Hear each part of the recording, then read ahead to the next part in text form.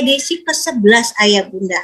Ya, edisi ke-11 pada pertemuan hari ini, dan insya Allah untuk petugasnya itu diamanahkan kepada BPKK Balikpapan Utara. Perkenalkan, saya belum memperkenalkan diri sebagai MC pada hari ini, yaitu saya Anissa selaku Ketua BPKK Balikpapan Utara, yang bagi Ayah Bunda yang berdomisili di Balikpapan Utara, monggo, saya namanya Ibu Anissa. Jadi terkait dengan kewanitaan apa saja kegiatan di Balikpapan Utara, boleh nanti waktu saya ya Ayah Bunda ya. Baik, pada Ustazah Nur Fasihah tidak berlama-lama kita ya. Sepertinya Ayah Bunda sudah nggak siap lagi nih, nggak sabar lagi ya, ingin mendapatkan pemaparan yang luar biasa ya pada hari ini, yang sangat urgent sekali bagi saya ya Ustazah. Ustazah tadi sudah saya kasih tahu ya Ustazah dari awal prolog, waktu saya mau nikah dapat penyuluhan dari Depak, itu lucu sekali, kayak ketawa, aduh kasihan banget ini Mas ini ya, mau jadi kepala rumah tangga kok mandi apa ya, mandi wajibnya waktu akhir umur 17 tahun, kemana? Kalau umurnya 25 kemana berapa tahun yang lalu? Oke, kepada Ustazah Nur Fasihah kami persilahkan. A'udzubillahiminasyaitonirrajim. Bismillahirrahmanirrahim. Assalamualaikum warahmatullahi wabarakatuh.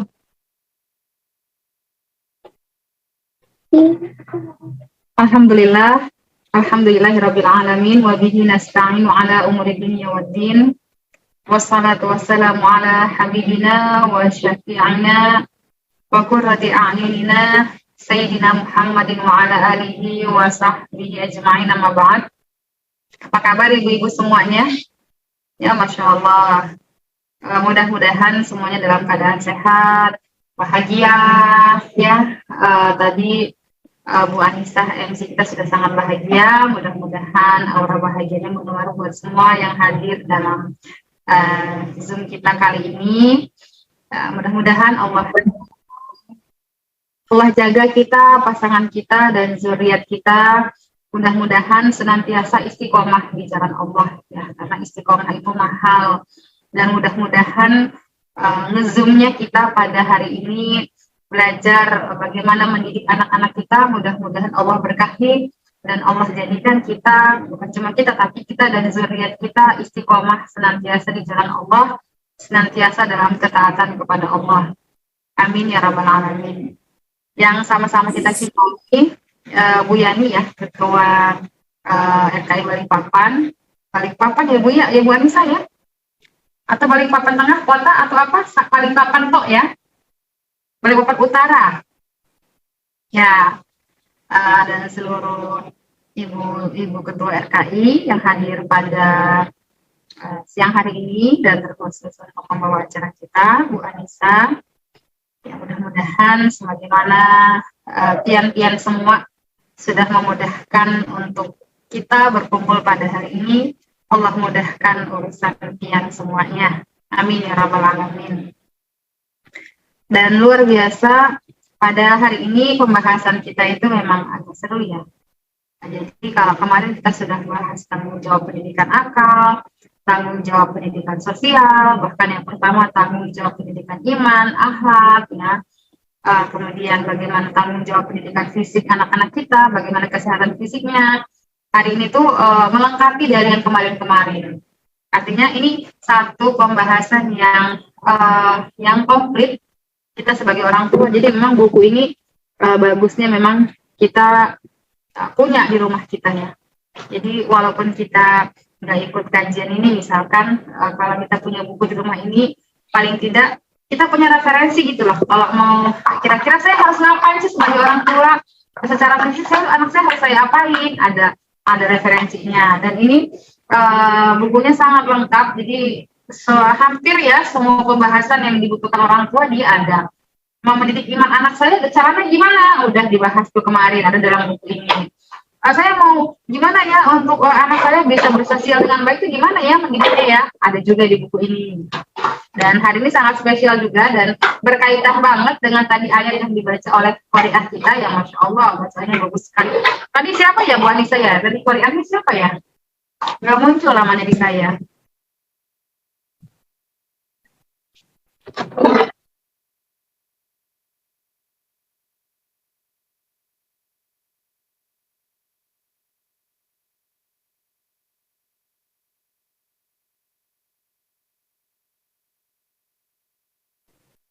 Tadi Korea kita siapa ya Bu ya?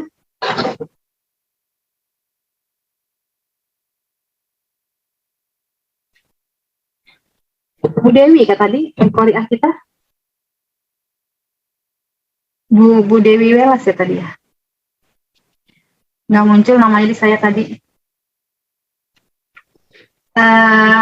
Ya, hari ini kita akan sama-sama belajar tentang bagaimana pendidikan seks terhadap anak-anak kita. Jadi memang ini pembahasan yang sangat-sangat, Bu Santi ya Masya Allah.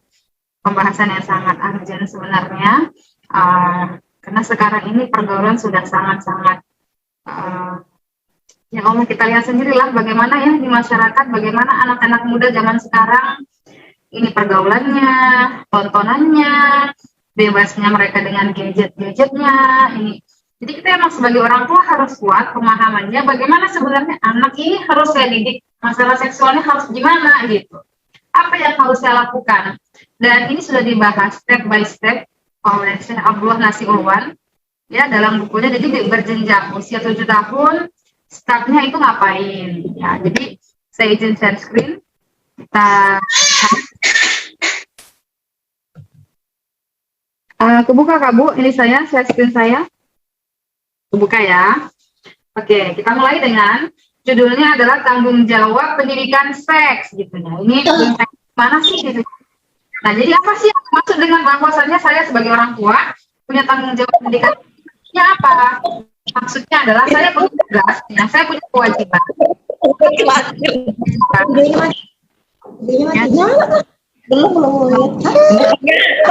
Enggak kelihatan. Ada yang bajunya kena kelihatan.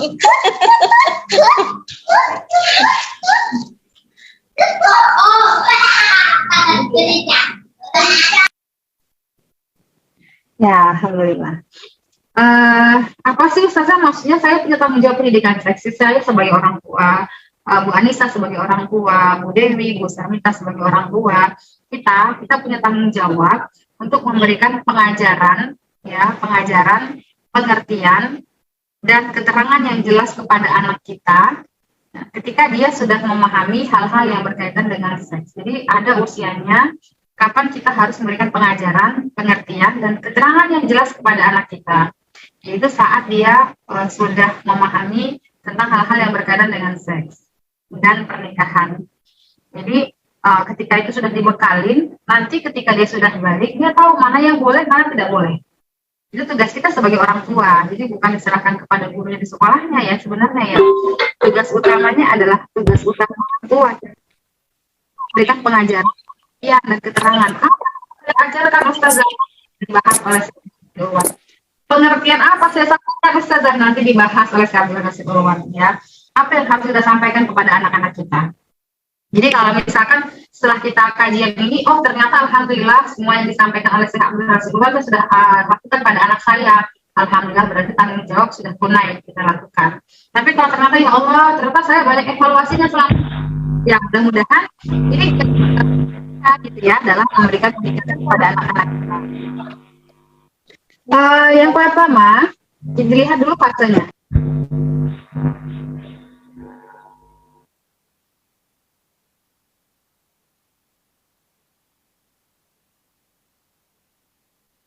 Jadi di sini dibagi dalam 4 fase ya Ibu-ibu ya.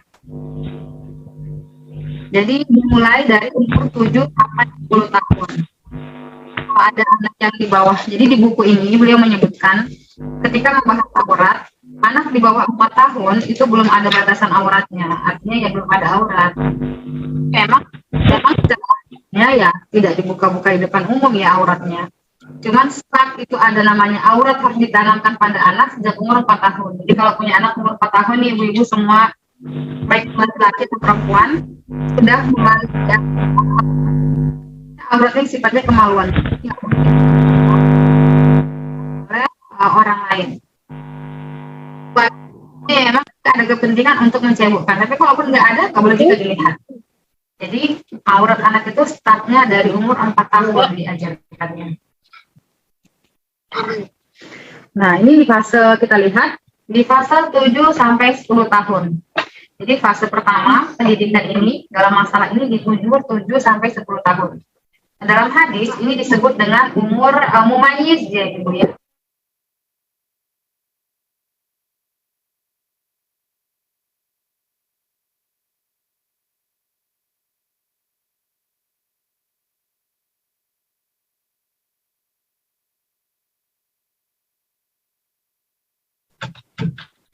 Nah, jadi ini 7 sampai 10 tahun. Kalau ibu-ibu ada yang punya anak 7 sampai 10 tahun, ini namanya adalah masa mumayyiz. Ini sebelum balik ya ibu ya, ada namanya masanya masa mumayyiz. Yang paling penting pada usia ini adalah diajarkan adab minta izin masuk kamar orang tua. Karena dia belum balik, minta izin ke kamar orang tua. Kapan dia harus minta izin ke kamar kita? Jadi kalau belum balik, minta izin masuk ke kamar kita ini Bu ya, ke kamar kita orang tuanya cuma di 3 waktu saja. Tapi kalau anaknya sudah balik, setiap waktu dia harus minta izin saat mau masuk ke kamar kita. Begitu dalam Al-Quran. 3 waktunya kapan Ustazah dia harus minta izin sama saya? Itu adalah ayat yang dibacakan oleh Bu Santi tadi. 3 waktu yang anak itu ketika dia belum balik di usia 7 sampai 10 tahun diajarkan minta izin masuk ke kamar kita. Jangan kita lagi ganti baju dia masukin. Atau lagi baring-baring misalkan umumnya sama adiknya, ya walaupun tidak ngapa-ngapain sekedar berpelukan atau gimana, tiba-tiba anaknya masuk, itu kan nggak boleh dilihat. Jadi yang pertama ya, nanti kita akan bahas di slide berikutnya tentang meminta izin itu. Jadi yang jelas 7 sampai 10 tahun diajarkan adat minta izin ya ibu-ibu ya. Kemudian 10 sampai 14 tahun ini disebut sebagai usia remaja, anak dijauhkan dari segala hal yang mengarah pada seks. Jadi segala hal yang mengarah pada seks itu sangat dijaga di usia 10 sampai 14 tahun. Sebenarnya di usia 7 sampai 10 tahun juga diajarkan sih menjaga hal-hal yang mengarah pada seks. Tapi 10 sampai 14 karena dia masa remaja itu lagi bergejolak-gejolaknya jiwa remajanya. Ini yang sangat-sangat harus kita jaga. Nah, ini usia-usia masuk SMP ya. Ya, jadi hal-hal yang mengarah pada seksual kayak makanya kenapa dia masuk kamar orang tuanya harus minta izin. Ya, jangan sampai kita akan bahas juga jangan sampai dia melihat aurat ibunya. Jangan sampai kita dipakai lingerie, dilihat sama anak laki-laki umur 11 tahun, nggak boleh. Nanti ada batasannya, bagaimana bagi seorang ibu di rumah yang mengajarkan pendidikan seksual kepada anaknya. Jangan sampai kita pakai celana cuma 1 jengkal gitu ya, di paha kalau ada anak laki-laki umurnya 12 tahun. Jadi hal-hal yang mengarah pada seksual, itu ditekankan sekali di usia 10 sampai 14 tahun. Jangan sampai mengarah ke sana. Makanya tontonannya, memang sih anak 7 sampai 10 tahun juga dijaga tontonannya, tapi lebih lagi ekstra tepat di anak usia 10 sampai 14 tahun. HP-nya itu diperhatikan Bu. Dia lihat apa di situ, nonton apa. Ya, ketika dia misalkan nonton TV, nggak tahu sih kemarin saya nonton salah satu review video Malaysia. Kan ada tuh yang sekarang apa Netflix ya, aplikasi Netflix itu ya katanya. Dan ternyata katanya harus sangat hati-hati kalau memang tidak di bawah pengawasan orang tua karena film-filmnya sangat bebas dan banyak yang tidak mendidik untuk pendidikan seksual anak-anak kita. Terlalu dini nontonnya. Bahkan orang kita kan dewasa juga haram juga sih nonton film PORNO ya gitu. Haram walaupun sudah punya suami tetap haram nonton film-film dulu itu.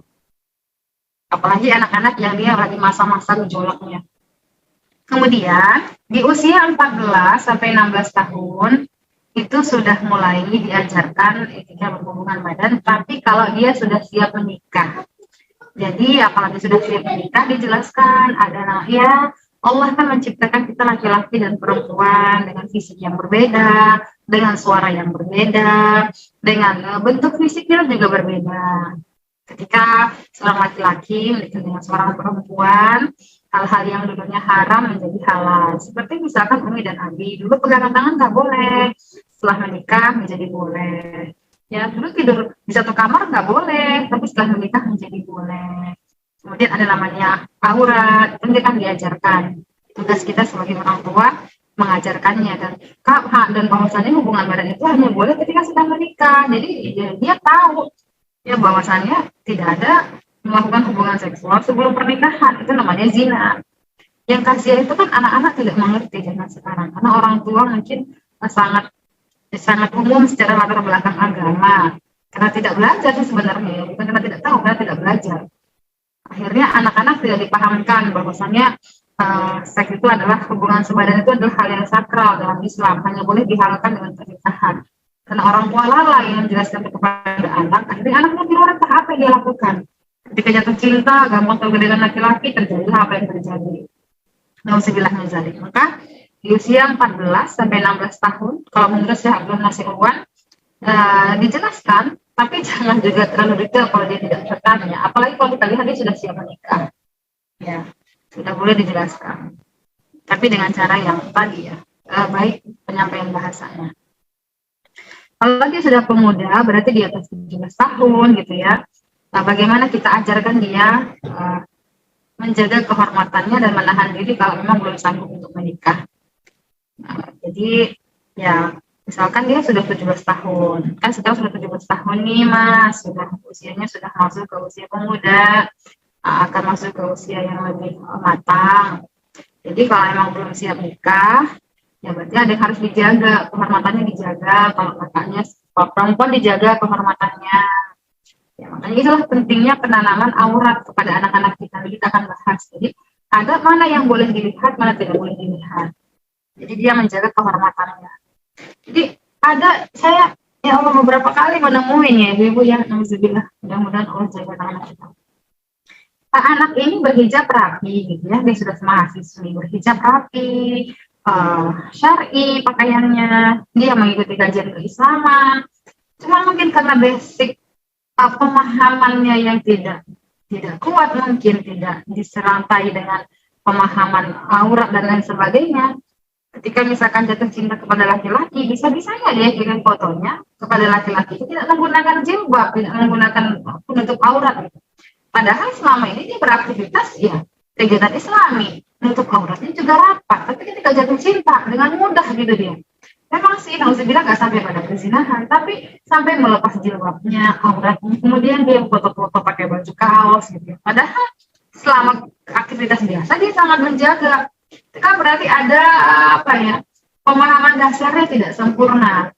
Jadi harus kita ajarkan memang bagaimana menjaga kehormatan, baik itu anak laki-laki ataupun anak perempuan.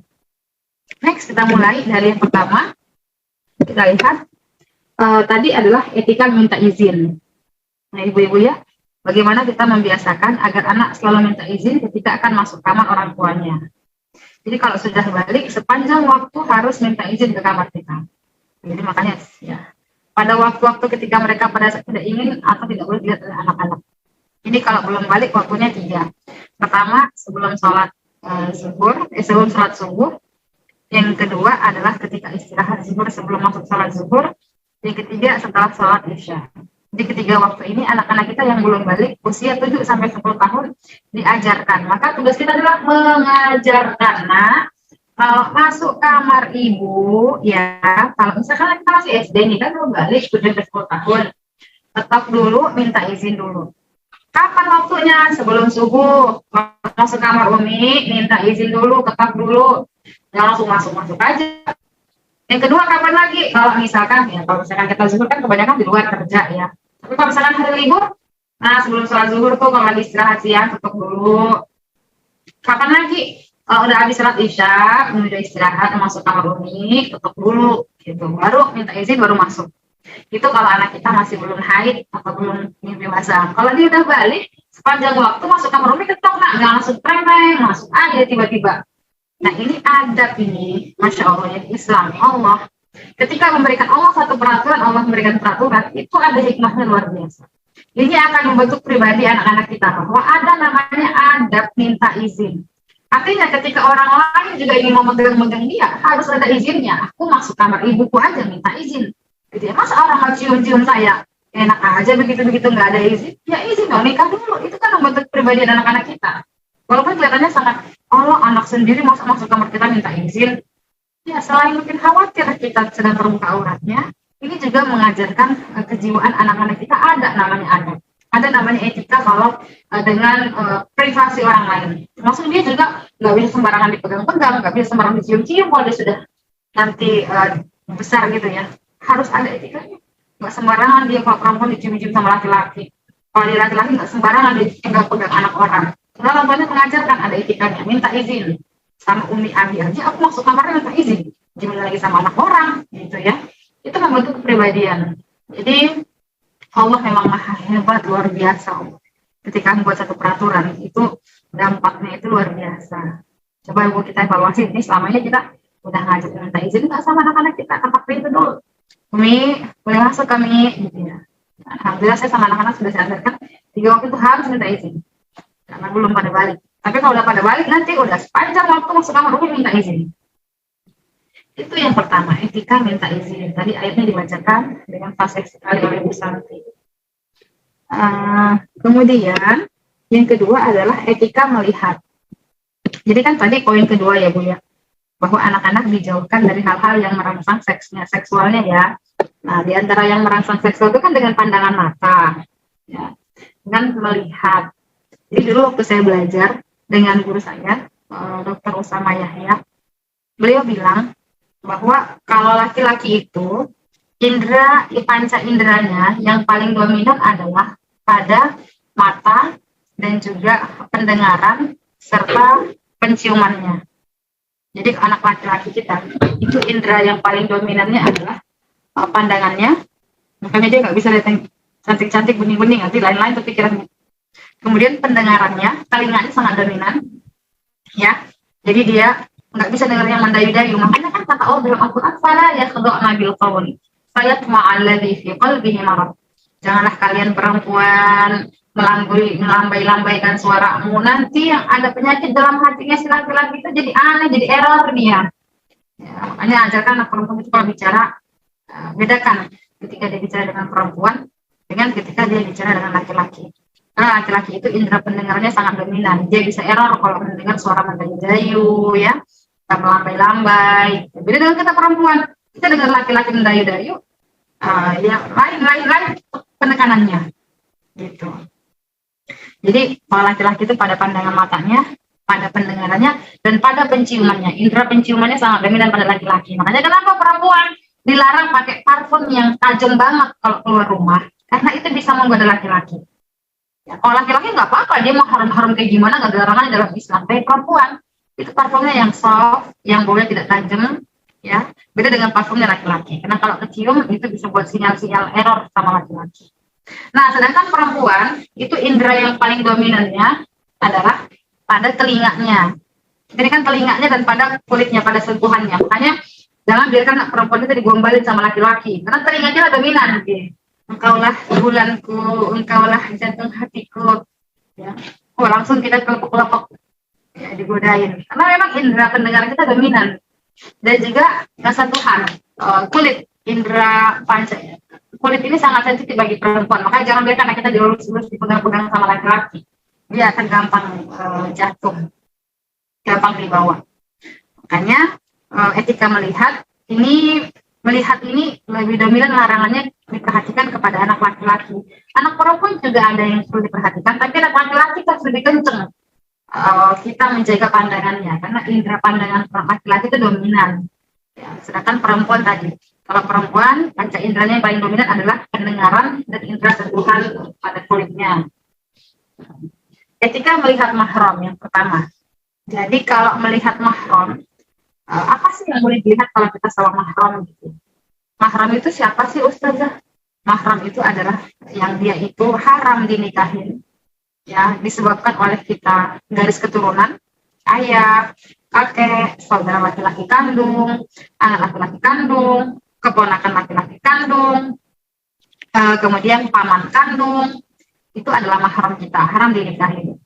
Nah, kalau laki-laki melihat perempuan dan itu sama-sama mahramnya, misalkan saya dengan anak laki-laki saya, ya, apa yang boleh mereka lihat dari kita perempuan, mahram kita ini, selain suami tentunya, ya, katakan bapak kita, kakek kita, apa yang boleh mereka lihat pada kita perempuan, mahramnya, anaknya atau cucunya kandungnya ini, yang boleh dilihat adalah bagian tubuh kita yang memang tidak diperintahkan ditutup. Memang anggota tubuh yang biasa terbuka. Apa itu? Wajah, leher, ya, tangan, Itu saja. Dan kakinya di bawah dengkul. Di atas dengkul nggak boleh. Makanya jangan sampai nauzubillah pakai lingir di depan anak-anak ya Bu ya. Nah, jadi ada batasannya. Kita sama bapak kita, walaupun itu bapak kandung kita ya, darah dagingnya kita ini berasal dari beliau, jangan pernah pakai pakaian di atas lutut. Makanya nauzubillah kenapa banyak misalkan kayak pelecehan seksual disebabkan oleh keluarga. Ya mungkin itu tidak diajarkan anak perempuannya untuk menjaga aurat. Ada namanya aurat sama mahram ada. Ya, jadi yang melihat sana leher, tangan kita, ya kemudian wajah jelas, kaki di bawah lutut, ke atas lutut tidak boleh. Jadi ada adabnya. Ini sebenarnya secara mental, secara kejiwaan, kalau anak diajarkan ini, dia akan berpikir, di rumah saja, bapak kandungku saja, kakek kandungku saja yang darahnya mengalir dalam darahku, tidak boleh melihat, apalagi laki-laki di luar sana. Dia akan menjaga. Makanya penanaman pendidikan seks dari rumah itu akan berpengaruh ketika anak kita lepas kemanapun dia pergi. Ya mau dia ke luar negeri, kayak mau dia ke Amerika, mau dia ke Eropa, ke negara bebas sekalipun, kalau dia sudah diajarkan etika ini, adab inti rumahnya, dia akan terbentuk mental dan kejiwaannya. Ya kalau di rumah cuma anaknya pakai singlet, maaf celana cuma sejengkal gitu ya, walaupun dia keluar pakai kerudung, tapi tetap itu rasa malunya tidak sempurna. Dia akan gampang nauzubillah kayak tadi tergoda udah pakai kerudungan, di dalam pacaran foto-foto cuma pakai baju kaos doang, jilbabnya lepas, rambut keritingnya kelihatan. Itu yang pertama, etika melihat mahram ya Bu ya. Jadi kita ini kepada anak-anak kita yang laki-laki, yang perempuan, yang boleh melihat adalah kepala kita, rambut boleh dilihat, wajah boleh dilihat, leher boleh dilihat, tapi leher ke bawah sampai dengkul nggak boleh dilihat. Semuanya harus tertutup. Makanya jangan pakai kain juga di rumah kalau punya anak laki-laki. Kemudian etika melihat tunangan, ini mah jelas dalam Islam ya. Memang melihat tunangan itu dianjurkan dalam Islam, tapi ya ada etikanya juga. Yang dilihat kan hanya wajah dan telapak tangannya saja, yang aurat-auratnya nggak boleh dilihat. Itu sudah sangat jelas. Jadi nggak boleh berduaan sama tunangan. Tapi sebenarnya kalau yang di atas ini beres, makanya etika melihat mahram itu beres, itu akan beruntut ke bawah, akan membentuk perbedaan anak kita. Dia akan berpikir, kalau bapakku saja nggak boleh lihat dada perut dan dengkulku, apalagi tunanganku ini dia bukan siapa-siapa. Itu akan membentuk sekali, membentuk banget itu. Kalau gitu kembali masih hidup sama barat ya, masih dia menghiburannya manfaat bahagia. Ibu kita di rumah. Dan bagi yang mudah-mudahan menjadi anak yang sekolah yang betul-betul sesuai dan menjadi anak yang Ya, ibuku saja di rumah yang darah dan dagingnya mengalir dalam tubuhku, aku nggak pernah lihat ke muka-muka, maaf paham. Apalagi pas aku lihat paha perempuan lain kan mungkin, akhirnya dia akan menjadikan itu sebagai standar, sebagai timbangan ketika dia di luar. Di rumah aja dia begitu, apalagi di luar. Itu ya, jadi nomor satu ini memang harus ditekankan ya, itu tugas kita ya Ibu ya. Jadi kalau sekarang suka pakai cara-cara pendek di depan anak-anak, berubahlah. Begitu juga dengan bapak-bapak. Kalau bapak suka pakai celana di atas dengkul sekali di rumah, ya, dirubahlah. Itu minimal dengkul itu baru ke bawah yang boleh dilihat, ke atas jangan. Nah, baru etika melihat tunangan ini akan berdampak pembentukan mentalnya di awal. Baru etika melihat istri. Kalau ini kan nanti ada pembahasan khusus ya, tidak ada aurat antara suami dengan istri. Kemudian etika melihat perempuan yang bukan mahram. Ini gimana kalau laki-laki melihat perempuan yang bukan mahram? Apanya sih yang boleh dilihat, Ustazah? Misalkan saya ketemu perempuan di luar, saya boleh lihat apanya? Nah, kalau misalkan kita punya anak laki-laki, kita harus ngajarin dia gimana sih kalau sama perempuan itu? Harus diajarkan, yang pertama, perempuan itu ada namanya auratnya ya. Perempuan itu sebenarnya yang boleh dia tunjukkan di luar rumah itu cuma wajahnya aja dengan telapak tangannya. Maka semua bagian tubuh perempuan selain telapak tangan dan wajahnya adalah aurat. Ya, makanya kalau misalkan di luar kita ketemu sama orang yang tutup aurat, udah paham kan mana auratnya, jadi jangan lihat. Nah, wajahnya saja, kalau wajah perempuan itu kan ada ayat dalam Al-Quran ya. Wa qul lil mu'minina yaghuddu min absarihim. Katakanlah kepada laki-laki mukmin supaya mereka menundukkan pandangannya. Jadi melihatnya sekedar pada kebutuhan saja. Butuhnya apa untuk melihatin muka orang itu? Ya, mungkin dalam rangka belajar mengajar, oke, nggak apa-apa. dalam rangka pengobatan juga sebutuhnya saja. Ya. Maka kalau sekedar melihat saja boleh, tapi jangan sampai bertatap-tatapan. Wah, ini bahaya tatap-tatapan. Yang awalnya nggak suka jadi suka, terus lihat-lihatan terus. Jadi kita ajarkan pada anak kita. Karena di sini di buku ini disebutkan pernah Nabi satu waktu ada seorang perempuan bertanya gitu kepada Nabi. Perempuan ini cantik. Di sampingnya Nabi ada anak laki-laki, ngeliatin perempuan ini ya, kan cakep gitu. Langsung dipegang mukanya sama Nabi, si laki-laki diputar kepalanya. Nah, nengok ke sana, jangan lihat ke sini, maksudnya gitu. Ya, artinya kadang-kadang kan ya, kalau apalagi kalau perempuannya menarik dilihatin gitu ya. Nah, jadi ini tugas kita sebagai seorang ibu, ya membentuk kepribadian pada anak kita. Kalau bukan mahram, ya. Jadi ada sebatasnya, boleh memandang, tapi sebatas keperluannya saja. Kemudian, kalau laki-laki melihat laki-laki. Jadi laki-laki melihat laki-laki ya Bu, itu ada batasannya. Laki-laki sesama laki-laki ada auratnya. Laki-laki sama laki-laki itu auratnya dari pusar sampai lutut. Jadi kalau kita punya dua anak laki-laki, dan apalagi sudah sama-sama balik atau sudah di atas 7 tahun, diajarkanlah sesama kalian itu nggak boleh kebuka jarak antara pusar dengan lutut, itu harga mati, itu aurat.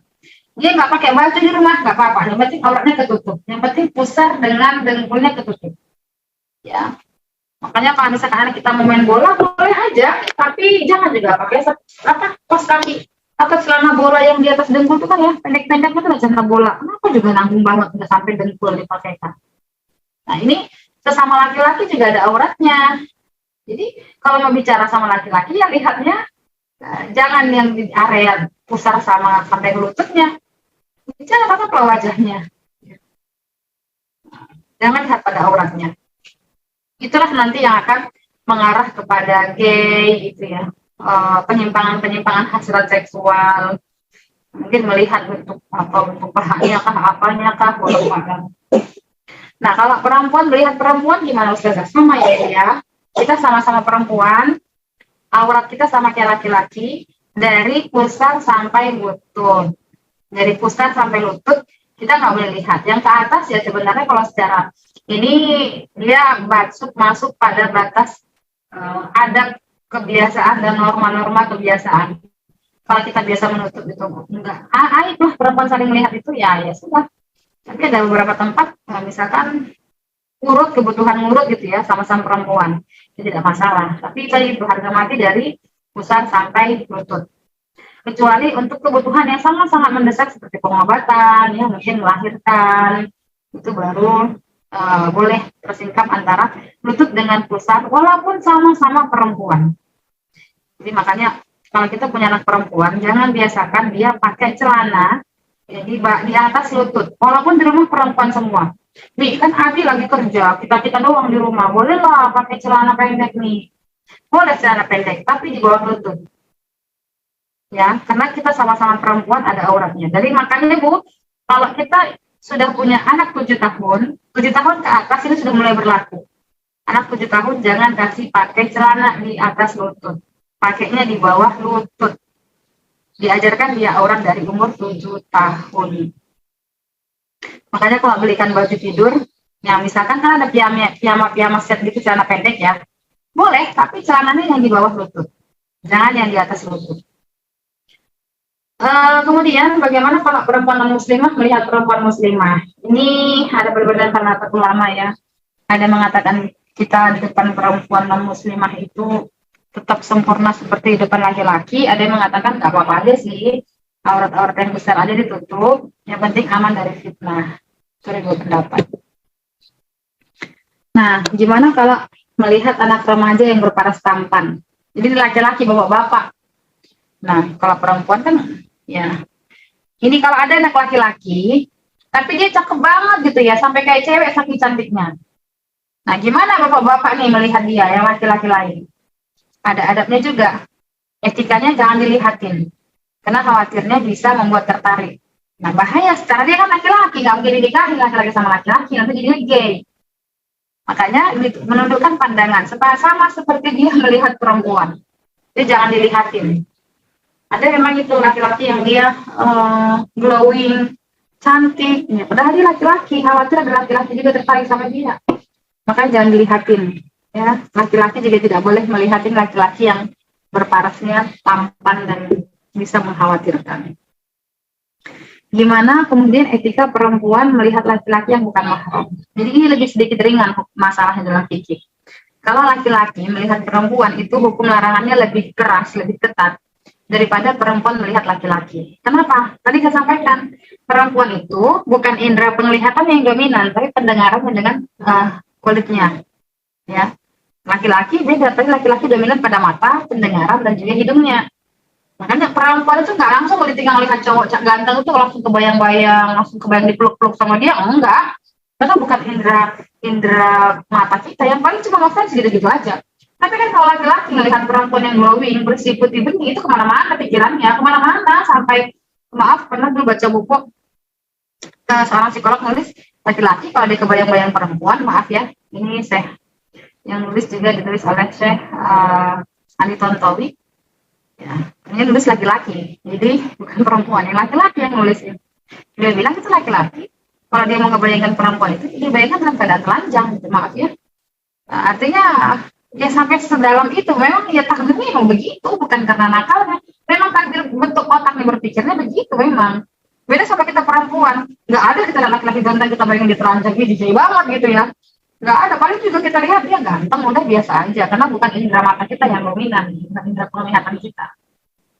Tapi indera pendengaran kita, kecuali misalkan dia gombalin kita, dia puji-puji, dia rayu, mungkin kita bisa hanyut juga. Tapi kalau sekedar melihat kan enggak.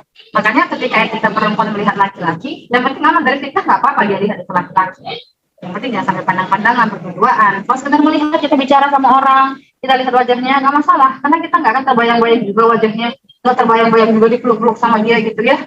Beda memang sama laki-laki. Kalau laki-laki emang lebih ketat, dia perintah menundukkan pandangan itu. Nah, makanya kalau ada bapak-bapak yang ikut di sini, ya Pak ya, makanya kenapa Allah sangat ketat dalam menjaga pandangan laki-laki, karena dampak setelah itu lebih berbahaya daripada tatapan seorang perempuan kepada laki-laki. Gitu. Kemudian etika melihat aurat anak kecil. Tadi ya Bu ya saya sudah sampaikan di awal, anak kecil itu kalau di bawah 4 tahun belum ada auratnya, tapi kalau sudah di atas 4 tahun sudah beraurat. Jadi harus dijaga auratnya, jangan biarkan dia habis cabut lari-lari keliling-keliling lihat sama kakaknya. Apalagi misalkan kita lagi pengajian, lagi majelis, lagi halakoh, habis nyebokin anak, umurnya 4 tahun dikeliling-keliling gitu ya, auratnya kelihatan kemana-mana. Nah harus ditanamkan rasa malu sejak kecil. Yang namanya aurat itu ditutupi. Nah kemudian ada juga dalam keadaan terpaksa kita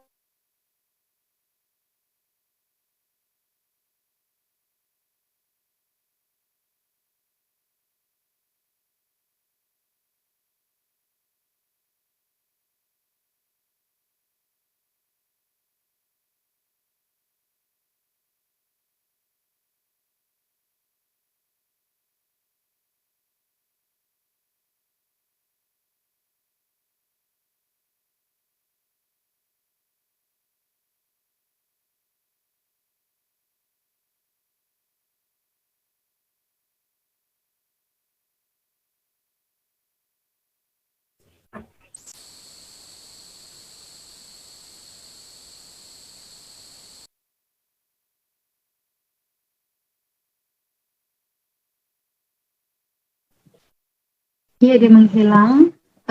Sudah muncul kah Bu Sari di sini? Bu Anissa, Bu Dewi Wela, saya adakah? Suara saya terdengar kah? Kasih jempol boleh Kak Bu kalau terdengar suara saya. Alhamdulillah. Ya. Kalau ada pertanyaan, Ustazah, saya melahirkan dengan dokter laki-laki, boleh nggak? Boleh Bu. Tapi ada syaratnya. Kalau syarat tidak terpenuhi, hukumnya haram melahirkan dengan dokter laki-laki. Syarat yang pertama adalah 1, tidak ada dokter perempuan yang bisa menghandle kita. Ya, jadi memang semua dokter di sana cuma laki-laki. Atau kita daerah terpencil cuma ada dokter laki-laki. Oke, nggak apa-apa, boleh kalau dokter laki-laki. Yang kedua, ada dokter perempuan, tapi kondisi kita sangat-sangat mendesak, tidak ada yang bisa menangani kecuali dokter laki-laki. Misalkan dia pendarahan parah, atau kondisi kehamilan yang tidak normal, yang ahlinya dalam hal ini cuma laki-laki aja, gak ada dokter perempuannya nggak bisa Ustazah, maka kita boleh. Adapun kalau dua hal ini tidak terpenuhi, maka haram hukumnya melahirkan dengan dokter laki-laki karena aurat kita akan terbuka. Terus Ustazah, dokter laki-laki perginya kemana dalam dokter kandungan laki-laki? Ya kalau kita bicaranya hukum, bicaranya fikih, ya berarti dokter laki-laki prakteknya di tempat yang tidak ada dokter atau bidan perempuan. Kan bicaranya fikih kan nggak pakai perasaan-perasaan ya, dengan syarat-syaratnya harus jelas gitu. Makanya kalau kita sudah paham hukumnya, karena melahirkan itu kan terbuka aurat, bukan hanya aurat kecil ya Bu ya, aurat mughallaza, tempat keluarnya anak itu yang dilihat oleh dokter. Kecuali misalkan gini, enggak kok Ustazah, saya itu melahirkan memang dokter laki-laki, tapi yang ngurusin saya semuanya, yang buka aurat saya itu perawatnya, dokternya nggak lihat aurat saya kok Ustazah, nggak masalah. Kita bicara hukumnya kalau dokternya melihat auratnya. Kalau nggak melihat, enggak, dokter cuma ngasih tahu doang kok, saya cuma diajarin gimana cari nafasnya, yang ngurusin saya itu dokter bidan-bidannya, yang perempuan atau perawat-perawat perempuannya, nggak masalah. Jadi kalau sampai yang melihat auratnya dokternya, nggak boleh. Kecuali dua syarat tadi terpenuhi. Gitu ya Ibu ya. Jadi kita memang harus lebih sangat teliti dalam hal ini, karena terkait hukumnya Allah. Jadi kalau ya dosa itu nggak ada yang gratis. Dosa itu nggak ada yang gratis. Sebagaimana amal soleh tidak gratis, Allah pasti akan balasin di dunia sebelum di akhirat. Begitu juga dengan dosa. Dosa itu nggak ada yang gratis. Dosa itu akan ditebus di dunia sebelum di akhirat. Ya, makanya jangan pernah anggap remeh dengan dosa-dosa. Kita nggak tahu ketakwaan kita yang mana yang dicabut oleh Allah karena kita remeh dengan dosa. Mungkin dosa yang kita lakukan ditebus dengan Allah cabut ketakwaan kita. Dulu kita biasa ngaji one day one juz, satu hari dapat 1 juz. Sekarang 4 halaman, 5 halaman kok berat betul 1 juz. Berarti kan ada ketakwaan kita, ada kesolehan kita dicabut oleh Allah. Penyebabnya apa? Dosa. Dosa itu nggak gratis. Dia seperti api yang menggerogoti jerami. Jadi kita perlu belajar hukum supaya tidak meremehkan hukum-hukum Allah. Kemudian melihat dengan tujuan mengobati. Tadi standarnya tadi. Kalau terpaksa, tidak ada dokter perempuan, oke boleh. Kemudian Ustazah nggak pernah melahirkan kan dengan dokter laki-laki. Alhamdulillah saya nggak pernah. Semua dokter saya disesar 4 kali dengan dokter perempuan. Padahal saya sesar loh ya. Ya tapi kan tetap aja masuk dalam ruang anestesi itu ada dokter laki-laki, ya mau gimana? Kita kan sudah berusaha dengan dokter perempuan. Ternyata ada dokter anestesi masuk ke ruang operasi, ya sudah, kita sudah berusaha. Ya. Kecuali dari awal memang kita masuk dokter laki-laki, nah itu baru kita jatuh kepada ranah hukum sengaja, memang melanggar perintah Allah, melanggar larangan dalam fikih. Tapi kalau kita sudah pilih dokter perempuan, tapi takdirnya malah dokter anestesinya laki-laki, ya sudah. Yang penting kita sudah melaksanakan perintah Allah. Kemudian melihat dengan tujuan memberikan keputusan dan kesaksian, ini sudah ini ya Bu ya, boleh juga memberikan keputusan dan kesaksian. Kemudian ini paling penting Ibu-ibu, tugas kita sebagai orang tua adalah menjauhkan anak dari hal-hal yang merangsang hasrat seksualnya. Jadi anak kita dijauhkan dari hal-hal yang merangsang hasrat seksualnya. Ini apalagi ketika anak kita sudah masuk usia remaja. Jadi kalau anak kita masuk usia remaja, dijaga betul. Ya tontonannya sekarang itu ya Allah ya, mau di Facebook, mau di Instagram, mau di YouTube, mau di Twitter, itu yang namanya video-video tidak semalam itu sudah bertebaran di mana-mana. Gampang betul lah maksiat sekarang. Jadi tugas kita sebagai orang tua itu menjaga. Makanya kalau perlu tuh Bu ya, seperti saya nasihatkan di awal-awal pertemuan, kalau punya anak tuh malam didoain, masuk ke kamarnya, pegang matanya, ya Allah, jaga mata anakku ya Allah, jangan sampai dia melihat apa yang kau haramkan ya Allah, jaga dia ya Allah, izinkan mata ini melihat yang baik-baik saja ya Allah. Terus didoain gitu Bu. Ketika ibu masak, ya Allah jadikan makanan ini berkah ya Allah, perbaiki mata dan panca indera anakku ya Allah, jangan biarkan dia bermaksiat ya Allah. Kita ini kan sebagai seorang ibu, doa kita ini mustajab, tajam, dikabulkan oleh Allah. Jadi kalau bukan kita, siapa lagi yang mendoakan anak kita? Doakan ya Allah setiap waktu, setiap sholat doakan ya Allah, jauhkan aku dan zuriatku dari zina atau apapun yang mendekati zina ya Allah. Karena zaman sekarang zina itu udah biasa banget ya Bu ya Allah. Jangan sampai anak-anak kita jatuh ke dalam kubangan itu. Dan tentunya ini juga kita lakukan dengan menjaga diri kita sendiri. Jadi orang tua yang mau anaknya menjaga pandangannya, kita juga jaga pandangan kita. Kita para ibu, ketika pegang HP, kita jaga pandangan kita. Insya Allah, Allah akan jaga anak-anak kita. Begitu juga para bapak, ketika pegang HP, coba ketika pegang HP, kita bayangkan adalah ya Allah. Mungkin kalau sekarang yang aku lihat terbuka adalah aurat perempuan anak orang. Tidak mungkin satu waktu nanti aurat anak ditonton oleh laki-laki lain. Artinya, kita jaga anak-anak kita dengan menjaga diri kita. Jadi kalau misalkan buka video, ada yang nggak senang langsung lewatkan. Kenapa? Ini menjaga anak-anak kita. Islahul abna, lisolahil aba. Ya. Solehnya anak-anak itu termasuk juga jaminan ya berangkat awalnya dari kesolehan orang tuanya. Kita jaga mata kita supaya Allah jaga mata anak-anak kita. Khususnya kalau perempuan sih insya Allah sih ya, saya yakin apalagi kalau sudah mendapat pendidikan agama itu akan sangat menjaga matanya. Tapi kalau laki-laki tadi karena dia matanya dominan, paling tidak inilah ingatlah anak gitu ya, ketika mau melihat hal apapun yang tidak Allah ridhoi. Ya Allah, sekarang aku nonton anak orang, nggak untuk kemungkinan ketika Allah marah anak yang tonton orang terbuka-buka auratnya. Nah, jadi kita jauhkan anak-anak dari hal-hal yang merangsang hasrat seksualnya. Makanya tadi Bu ya, pakaian kita di rumah harus dijaga, baik anak laki-laki atau anak perempuan, dijaga auratnya. Jangan pakai di atas lutut celananya, jangan pakai utensi, ya minimal tuh sampai baju kaos agak kejengkal di bawah lengan. Itu dijaga hasratnya. Ya, karena berdasarkan kesepakatan para ahli pendidikan dan moral, pada fase remaja ini adalah fase paling bahaya dalam kehidupan manusia. Makanya jangan sampai nauzubillah anak kita pernah melihat apalagi nauzubillah kita sedang berhubungan. Oh itu haram betul, seumur hidup dia nggak akan lupa. Ketika dia melihat adegan hubungan badan itu seumur hidup dia nggak akan pernah lupa, akan dia ingat terus.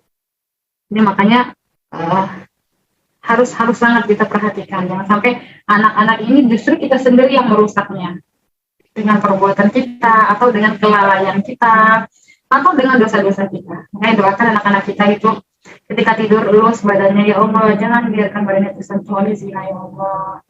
Ya, ketika masih kecil anak kita bayi-bayi ketika cebokin ganti popoknya ya Allah, jaga anak ya Allah, jaga auratnya, jangan sampai disentuh kecuali dengan orang yang kau halalkan dengan suaminya atau dengan istrinya ya Allah. Doain terus.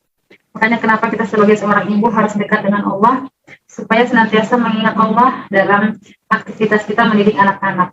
Ketika buatin susu ya Allah, jadikan susunya melembutkan hati anakku ya Allah, mudah diajarkan ya Allah, mudah mendengarkan orang tuanya pemaaf. Ya, jadi emang inti di rumah itu emang kita ya ibu-ibu ya. Makanya kenapa kita para ibu memang harus mengupgrade ilmu kita, mengupgrade keimanan kita, mencas iman kita. Karena kita yang menjadi ujung tombak di rumah ini. Karena bapaknya kan sibuk di luar. Tugas bapak itu gampang ada sih, kasih nafkah sampai jaga mata itu aja. Tugasnya bapak. Karena kalau bapak matanya kemana-mana, nanti istri jadi jengkel, dia di rumah juga marah-marah, anak juga kacau balau. Nah, terima kasih gitu. Nanti masih ada dalam bab masalah pendidikan seksual tentang hubungan suami istri dan ada terkait dengan pendidikan anak. Nanti kita akan bahas pada sesi berikutnya karena akan sangat besar pembahasannya kalau dihubung dengan yang ini. Nah, jadi ini pesan terakhir beliau adalah bagaimana menjauhkan anak kita dari hal-hal yang merasakan hasrat seksual. Jadi harus tahu Bu ya, anak kita pegang HP, dia nonton apa kita harus tahu. Jadi jangan sampai kita abai dan nggak tahu anak kita nonton apa aja. Gitu. Walau alam bapak-bapak dan ibu-ibu mudah-mudahan berkah dan Allah senantiasa jadikan kita lebih baik dalam mendidik anak-anak kita dan Allah fahamkan kita, Allah kasih tahu kita apa yang kita sudah lalai dan Allah ampunkan kita kalau ada memang kelalaian itu dalam mendidik anak-anak kita. Walau alam, mohon kalau ada hilaf saya kembalikan ke bawah acara. Assalamualaikum warahmatullahi wabarakatuh.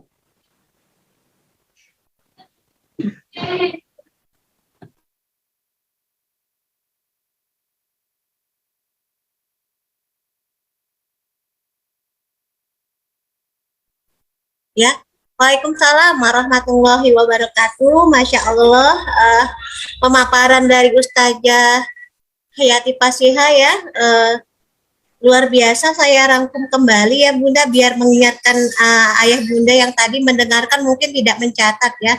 Ada kata pepatah ya, kalau yakin kalau ilmumu ingin tajam gitu ya, ingin tajam melekat erat di apa terus dibawa sampai akhir hayat itu dicatat ya. Saya sempat mencatat mengingat kembali. Jadi pendidikan seksual itu yang dibahas tadi itu yang pertama ada 3. Etika pertama, etika meminta izin, itu sungguh jelas dalam Quran surat An-Nur ayat 5859. Etika melihat, Masya Allah. Yang ketiga adalah menjauhkan anak-anak dari hal yang merangsang hasrat seksualnya. Luar biasa pembahasan ini ya ayah bunda. Mungkin ayah bunda ketika selesai mendengarkan pemaparan ya dari Ustazah Fasihah, itu pasti banyak pertanyaan-pertanyaan yang timbul ya di kepala kita. Monggo ditanyakan, didiskusikan. Boleh saya buka ayat 3 orang penanya buat ayah bunda. Boleh yang ada ayah silakan. Di sini ada Ustadz Bambang, tadi saya lihat ya di partisipannya. Pada bunda-bunda semua saya berikan kesempatan 3 pertanyaan, boleh langsung atau boleh chat ya. Oke, dipersilahkan ayah bunda yang mau bertanya. Boleh, materinya banyak sekali ini pasti yang mau bertanya ya, penasaran. Oke, silahkan. Boleh langsung buka mic-nya, kalau mau bertanya langsung angkat tangan. Monggo. Boleh Mbak? Ya, pada Mbak Sarmita monggo. Assalamualaikum warahmatullahi wabarakatuh. Sebutkan nama lengkap dan asalnya dari mana? Nama saya Sarmita Bima, asal dari PKK Utara. Saya mau nanya Ustazah sama Mbak Dika, kan saya nyewa rumah tuh 1 kamar. Kebetulan yang besar si kakak kan sudah 10 tahun. Cuma dia nggak mau pisah ditaruh di luar atau ayahnya di luar, dia nggak mau, dia masih mau sekamar.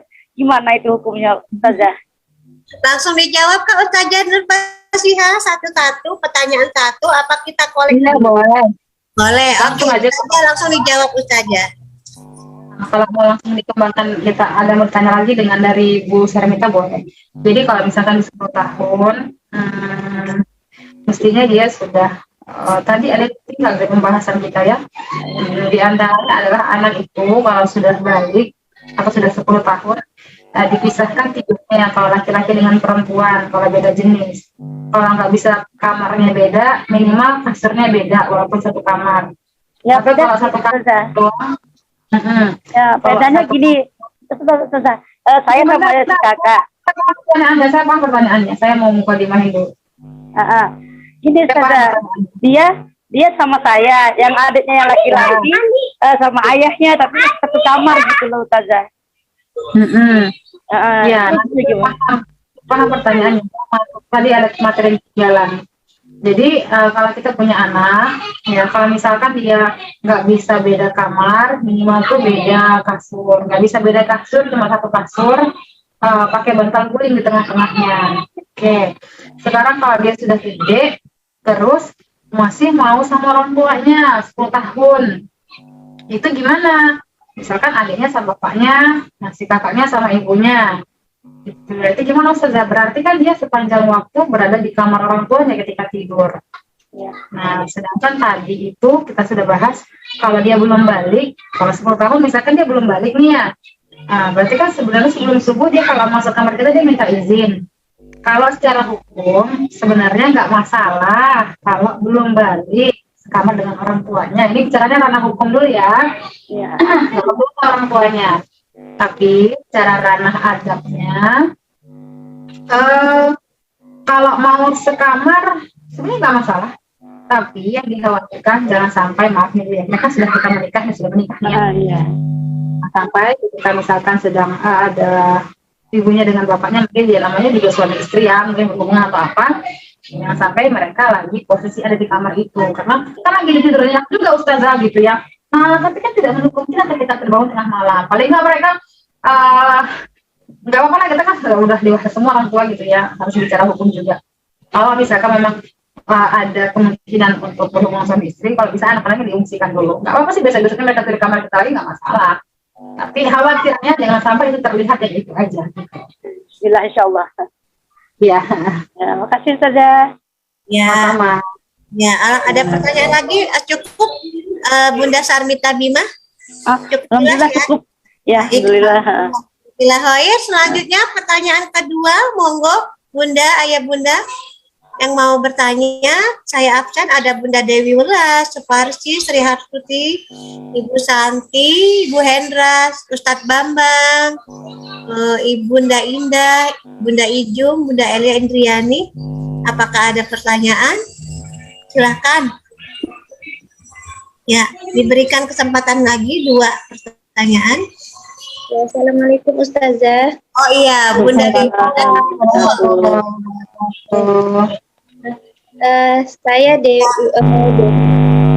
Saya dari Balikpapan, daerah Karangjoang.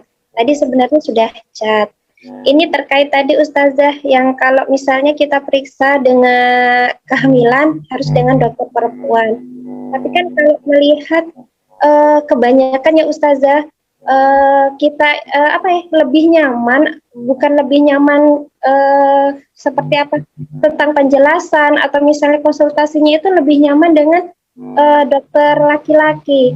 Sedangkan adapun misalnya dokter perempuan itu bagus juga, tapi ini non muslim. Jadi kalau situasinya seperti ini kayak apa Ustazah ya? Padahal kita tahu nggak dokter perempuan muslimnya ya Bu ya? Ada, cuma ini Ustazah pernah sekali itu kita kurang nyaman dengan penjelasannya. Oh, nanti pas lahiran yang ngurusin dokter laki-lakinya atau perempuan? Anak pertama dengan dokter laki-laki juga dengan bidannya. Tapi kalau pas anak kedua dengan bidan.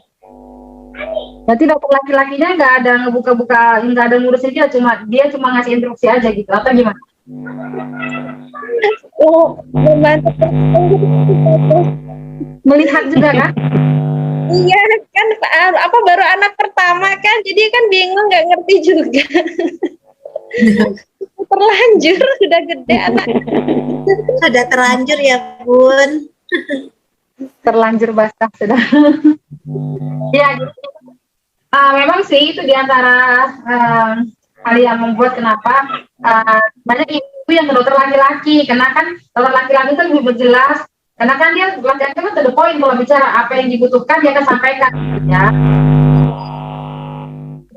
Ibu tuh lebih suka kadang ke dokter laki-laki. Coba sekarang kita ubah stigmanya gini, ya Allah, memang sih harus kaitannya dengan Allah. Saya ini sebenarnya lebih nyaman ketika dokter laki-laki itu ya Allah, tapi karena menaati perintahmu bahwa auratku nggak boleh dilihat kecuali terpaksa oleh laki-laki, aku pergi ke dokter perempuan yang nggak nyaman ini ya Allah, tapi dengan berkahmu mudahkan ya Allah. Apa sih nggak bisa bagi Allah? Itu kalau sudah taat sama Allah, Allah akan kasih kejutan-kejutan yang luar biasa. Jadi yakin sama Allah, ya Allah saya kan dulu belum tahu ilmunya, tapi sekarang udah tahu, jadi nggak nyaman banget sama perempuan dokter satu ini atau bidan perempuan ini. Cuman karena perintahmu ya Allah, ya udah apa hamba samina wa ta'ana aja. Nanti Allah yang bakal uruskan, terserah Allah aja gitu. Gitu ya Bu Dewi ya. Ya, baik, Bu Dewi Welas, insya Allah ya, paham ya.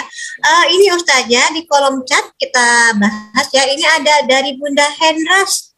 Bunda Hendras, apa kabarnya Bunda Hendras? Ya, saya bacakan ya Ustazah. Ustazah, bentar ya. Ini. Izin bertanya, saya punya anak ABK 7 tahun. Sekarang masih seperti bayi ya.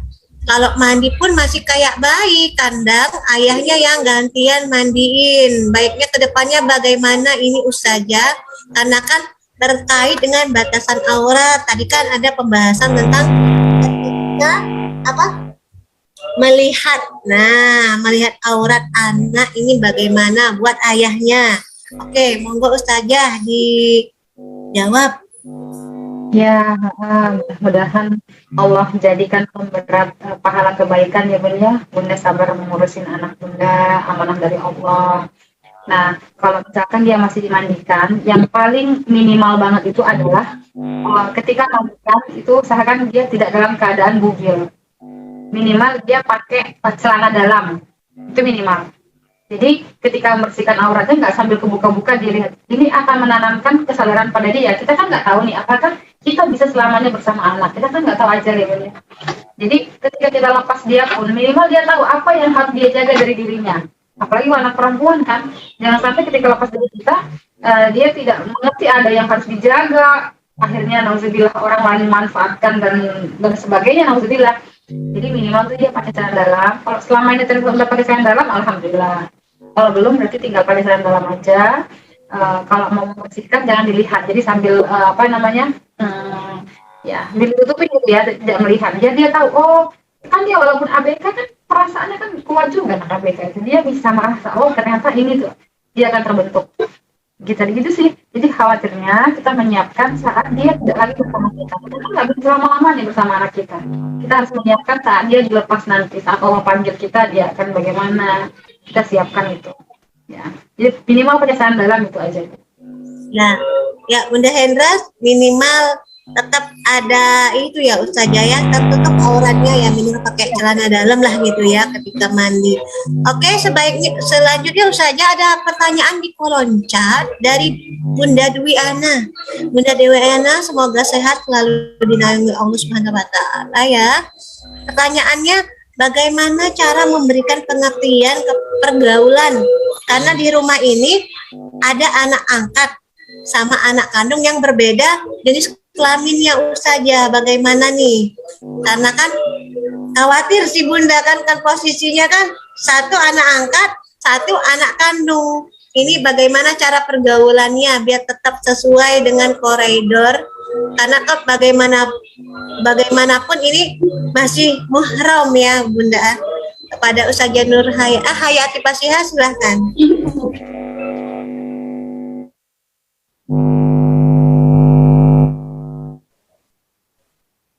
Bu Dwi anak itu anak kandung anak sekarang umur berapa ya anak kandung dengan anak angkatnya? Boleh kan Bu Dwi anak buka mikrofon? Ya Bu Dwi Ana bisa dibantu anak kandungnya sama anak angkatnya di rumah umurnya berapa terpaut? Sama Ibu Ustazah. Berapa? Sama sekitar berapa ya? 10 tahunan ya. Dan mereka nggak tahu ya kalau anak angkat ya Bu ya? Enggak, saya nggak nyampe kalau dia anak angkat saya, pokoknya semua ya anggap itu anak saya gitu loh. Termasuk ke anak saya sendiri juga saya nggak menanamkan kok itu saudara luar gitu. Yang angkat yang laki-laki kan perempuan? Yang anak saya perempuan. Yang anak angkatnya yang laki itu kalau apa ya kayak kalau guyon gitu ya fair gitu loh, kayak anak kandungnya, adik kandungnya gitu loh. Ya. Berarti cuma 2 aja rumah ya Bu ya, nggak ada yang lain ya, dia nggak ada adik ya? Iya. 2 aja. Kalau 10 tahun kan dia belum balik tuh. Udah balik kah Bu atau belum? Belum. Ya masih umur 10 tahunan itu. Kalau dia belum balik, berarti kan sebenarnya nggak ada. Kalau sebelum balik itu tidak jauh beda hukumnya antara saudara kandung ataupun dengan saudara angkat. Karena kan yang paling penting dijaga itu adalah auratnya utamanya tadi ya, yang kemaluannya dan pakaian adik perempuannya, kakaknya perempuannya ini yang kandung tadi jangan di bawah lutut. Pakaiannya juga jangan eksepsi, masih standar sih. Dia pun walaupun saudara angkat itu adalah saudara kandung laki-laki, tetap hukumnya sama kayak gitu juga model auratnya. Nanti yang konsekuensi itu kalau dia sudah balik, karena kan yang perempuan sudah wajib menutup aurat, walaupun di rumah si laki-laki ini tetap bukan mahramnya. Dulu Ibu sempat nyusuin nggak dia anak angkatnya? Kenapa? Gimana bisa sih? Tempat disusuin nggak dulu Bu? Diantaranya dari kecil nggak dulu? Oh enggak sempat nyusuin, saya enggak sampai nyusuin dia. Enggak sampai nyusuin ya? Iya, cuman orang tuanya nggak mampu terus saya angkat, saya ajak ke rumah gitu aja loh. berarti dia nggak bisa jadi mahram sama anaknya ibu. Caranya ya kalau mau aman sih nanti kalau tamat SMP dipondokin aja anaknya salah satu, kalau nggak laki-laki perempuan. Mereka mau bareng di rumah. Jadi satu berarti- orang dipondokin. Berarti tetap saya omongin ya, kalau misalnya itu harusnya gini gitu ya. Nah, dipondokin, Pasti nggak masuk pondok. Kalau masuk pondok, bagusnya yang laki-laki dimasukkan pondok. Jadi kan yang perempuan nanti bisa dikondisikan. Pelan-pelan kan pas udah SMP, Oh. nanti bisa dikondisikan. Kalau itu bukan saudara kandungnya, nggak apa-apa sih, memang harus disampaikan. Nah, nanti kan kalau yang laki-laki juga udah pulang dari pondok, lebih dewasa, ketika dia pulang ke rumah, melihat adik perempuannya di rumah pakai jilbab, dia nggak asik, karena kan di pondok memang begitu. Kagetnya, ya mungkin adik sekarang masuk masa puber, dia malu. Kalau misalkan ibu belum sanggup, di awal-awal dia mondok menyampaikan kalau itu bukan, kalau dia bukan anak kandung ibu, tapi nanti kalau sudah dianggap siap, nah baru disampaikan. Nah, dia nggak asing lagi kalau yang perempuan itu pakai kerudung di rumah. Gitu sih kalau Oh, iya. Ya Ustazah, makasih Ya, penjelasannya. Khair. kalau Iya, sekarang, betul. sekarang mereka masih sama aja Bu, masih tidak ada beda ketika akan dengan kandung. Iya. Iya Ustazah. Bunda Dwi Ana mungkin cukup dimengerti Bunda ya. Iya, mengerti Bunda. Makasih. Semoga tetap bersemangat untuk berjuang ya dipahamkan Iya. anak-anak yang di rumah. Betul Bunda. Oke, selanjutnya Makasih. Ustazah pertanyaan satu lagi masih ada waktu insya Allah di Boleh Kak saya tanya? 13 menit Kak lagi. Nisa, boleh Kak? Ibu Suparsi. Iya Ibu Suparti, sebentar satu saat lagi dicek nanti Baik. terlupakan. Iya Bu Suparti, sebentar ya Bu Suparti. Saja bagaimana ini, nah kelewat sebentar ya. Bagaimana batasan melihat aurat antara ayah sambung dengan anak sambungnya, ya? Ayah sambung, ayah tiri, anak sambung, anak perempuan tiri. Ya, itu saja. Usianya 12 tahun saat ini saja. Iya, jadi kalau misalkan dia kalau belum balik kan ya berarti seperti anak-anak. Artinya dalam rangka pembelajaran saja pakai kerudungnya. Kemudian aurat-aurat mubazazah tadi kayak kemaluan juga ada dijaga di bawah lutut ya. Nah, berarti kalau bapak tiri itu kan nikahin ibunya dan bapak tiri itu dengan anak tiri itu selamanya mereka tidak boleh menikah ya. Karena kan termasuk ayat waroba ibukumul lati fi hujurikum min nisaikumul lati dakhaltum bihinna. Itu di surat An-Nisa akhir juz 4. Jadi gimana auratnya si anak perempuan di depan bapak tirinya karena mereka haram menikah dan itu menjadi suami ibunya, nanti walaupun ibunya meninggal bapaknya nggak boleh lagi nikah sama anak tirinya. Maka kata ulama kalau emang begitu ya dia auratnya sama kayak tadi, ya sama kayak bapaknya, tapi harus dijaga ya Bu ya, cuma boleh leher saja, tadi jangan melengkung ke atas seperti itu. Ya, Ibu Indah, Bunda Indah, semoga dimengerti ya. Sebentar Bunda Suparsi, nanti saya lupa ada pertanyaan titipan. Ustazah, saya punya anak lakinya itu masih remaja, sudah masuk 12 tahun. Sudah dipahamkan tentang bagaimana adab bergaul terhadap lawan jenisnya. Nah, yang jadi permasalahan terkadang dia karena masih ya belum sudah tahu, seharusnya kalau dia bersikap terhadap tetangga, misalnya kalau bertamu ketuk pintu, kalau belum apakah ditanya apakah boleh masuk, kalau sudah diizinkan masuk, kalau tidak batasan bertamu juga insya Allah sudah dipahamkan. Tapi yang terkadang jadi kendala ini yang teman bermainnya ini perempuan kadang nggak paham di waktu-waktu di waktu-waktu istirahat, di waktu orang tua yang nggak ada dia masuk, kadang curi-curi masuk kamar. Nah, yang ada malah orang tua si anak bujang ini, yang laki-laki ini jadi malah menasehatin yang si anak bujang. Seharusnya kamu kayak gini nak. Si anak bujang ini malah ngomong seharusnya Umi itu dia seharusnya tahu, kan dia punya orang tua. Misalnya saya aja dikasih tahu oleh Umi kayak gini. Nah, dia pemahamannya bahasanya setiap orang tua itu pasti memahamkan setiap anaknya bagaimana adab bergaul, bagaimana adab bertamu, bagaimana ya itu cara kalau berkunjung ke rumah teman tetangga. Nah, dia tuntutan dari anak-anaknya yang laki-laki itu mengharapkan si orang tua temannya yang perempuan itu juga gitu. Nah, bagaimana seharusnya sikap orang tua yang kita ini yang sudah paham untuk memahamkan si anak ini. Kalau langsung diomongkan disampaikan dengan orang tua yang temannya yang anaknya perempuan ini, nanti takut tersinggung gitu. Bagaimana baiknya Ustazah? Oh iya. Suara saya jelas ya Bu ya? Jelas. Soalnya hujan di sini. Jadi gini Bu, prinsipnya kalau saya prinsipnya begini, teman anak saya adalah anak saya. Artinya saya nggak cukup mengajarkan nilai hanya pada anak saya, sedangkan dia punya teman yang tidak memahami nilai yang sama. Maka kalau itu anak saya, nggak apa-apa, tugas saya memahamkan kepada dia. Saya panggil anaknya sambil ngobrol, makan goreng pisang gitu ya. Sambil ngobrol-ngobrol tuh. Nah, jadi emang dia berada jadi teman anak kita, itu jadi anak kita.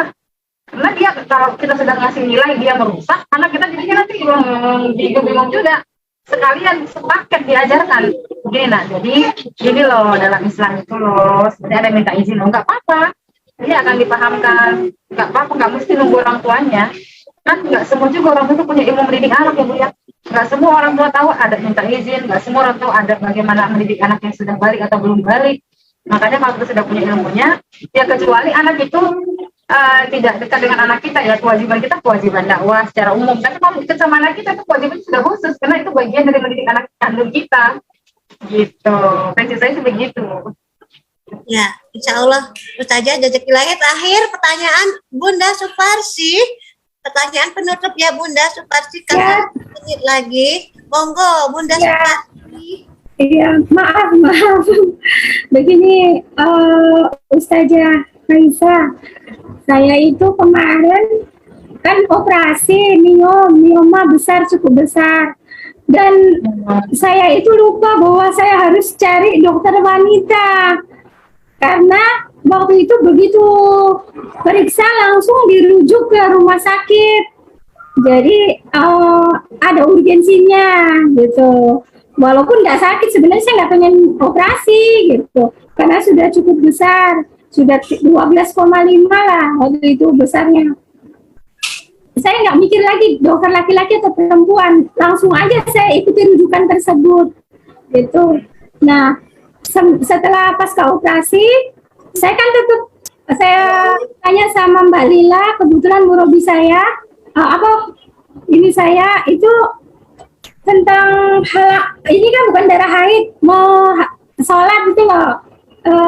Ibu saja saat halangan itu saya itu kan dia ganti sopes 5 kali kalau mau sholat, tapi sementara sholat tuh keluarnya banyak banget, itu bagaimana ya? Itu aja pertanyaan, apa sah sholatnya atau gimana gitu. Itu aja, Sultan. Ya, monggo saja dijawab. Iya, ya mudah-mudahan cepat sembuh ya Bu ya, dan Allah angkat penyakitnya secara total, sembuh total, nggak lagi ada keluhan-keluhan. Amin. Hitungannya begini, kalau memang dia bukan masa haid, walaupun darah yang keluar banyak, itu tetap hitungannya sholat. Nah, terus Ustazah pas saya sholat dia keluar-keluar, nggak apa-apa. Yang penting ketika kita, makanya Bu, kalau itu kan namanya istihadah. Ibu-ibu baru boleh wudhu ketika sudah masuk waktu sholat. Ketika azan, ibu setelah itu baru boleh wudhu. Dan begitu harus langsung sholat pakai pembalut. Ya, ketika keluar sholat itu darahnya nggak apa-apa. Yang penting begitu wudhu langsung sholat, dan sebelum sholat pakai pembalut supaya nggak nembus ke kain, ke mukena, ke kain sarung gitu ya. Nah, tetap aja sholat seperti biasa walaupun ketika sholat keluar darah gitu.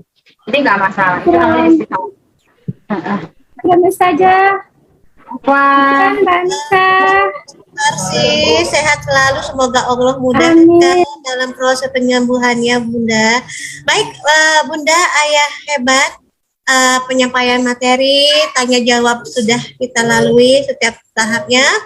Masya Allah, semoga ilmu hari ini barokah, bisa langsung. Yang belum aplikasi, monggo langsung hari ini, nggak usah nunggu-nunggu lagi. Insya Allah, resume materi saya sempat screenshot, ada 4 materi tadi, nanti insya Allah di-share di grup RKI dan grup lain ya yang berhubungan dengan Rumah Keluarga Indonesia. Di grup insya Allah nanti bisa di-share. Jazakillah khair kepada Ustazah Hayati Pasya Lubis, Masya Allah Ustazah. Terus jangan pernah jemu-jemu membimbing kami yang sangat miskin ilmu fikih ini ya, karena ilmu ini luar biasa sangat kita butuhkan dalam kehidupan sehari-hari. Ya, pada ayah bunda jangan pernah jemu-jemu untuk terus belajar, karena tuntutlah ilmu sampai liang lahat, hanya kematian sajalah yang dapat memisahkan kita, menghentikan kita untuk terus belajar. Baiklah, sebelum kita tutup acara kantin kami pada siang hari yang sangat barokah pada siang hari ini, kita foto dulu Bunda. Ayah bunda mohon berkenan ya dibuka video zoomnya, kita foto dulu ya. Tak kenal maka tak sayang, tak kenal maka fotonya dibuka biar nanti di tengah jalan kita bersua bisa say hi. Ya, saya mulai ya, ada 2, tadi ada 3, sekarang 2 ya. Nggak apa-apa. Siap? Kepada Bunda Eti, kepada Bunda Jumiati, Bunda Hendras, Ustadz Bambang, Bunda Indah, Bunda Mita, Bunda Selsabila, Bunda Dwi Ana, boleh dibuka? Ya, siap-siap ya Bunda ya, boleh gaya bebas atau boleh ya apapun. Saya hitung layar pertama dulu ya. 1, 2, 3, senyum. Sabar ya Bunda, saya share dulu nanti ke itu apa namanya? Sebentar ya. Kayaknya numpang dulu. Sebentar Bunda.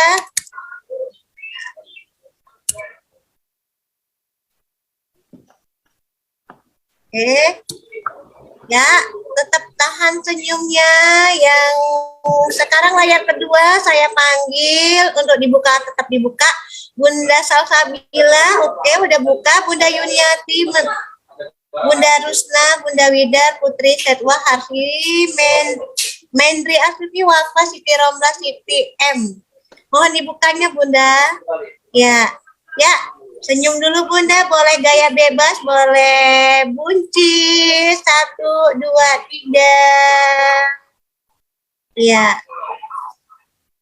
Oke. Ya. Jazakumullah khairan kasiran atas kehadiran ayah bunda pada siang hari ini di agenda kami, agenda rutin dari BPKK DPD Balikpapan. Semoga pada pertemuan pekan yang akan datang diberikan Allah kemudahan. Mari ayah bunda ajak teman tetangga handaulan semua ya, handaulan yang ada di grup kita, kontak kita ya. Mari kita berbagi informasi yang gratis ya, berbagi ilmu gratis. Semoga atas asbab ya sodakoh kuota dari ayah bunda semuanya untuk menge-share sebanyak-banyaknya ke grup, ke kontak yang ada pada di HP ayah bunda, menjadi asbab ya orang lain untuk memperbaiki dirinya, menambah hasanah keilmuannya, dan semoga menjadi amal pahala bagi yang meng-share. Baiklah, kita tutup acara kantin kami pada hari ini Sabtu 18 Desember 2021 dengan lafaz hamdalah alhamdulillahirabbil alamin, dan kita tutup dengan doa di para majelis.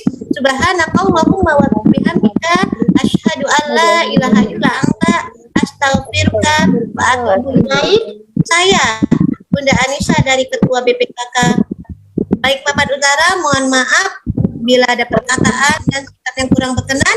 Billahi taufiq Wassalamualaikum warahmatullahi wabarakatuh.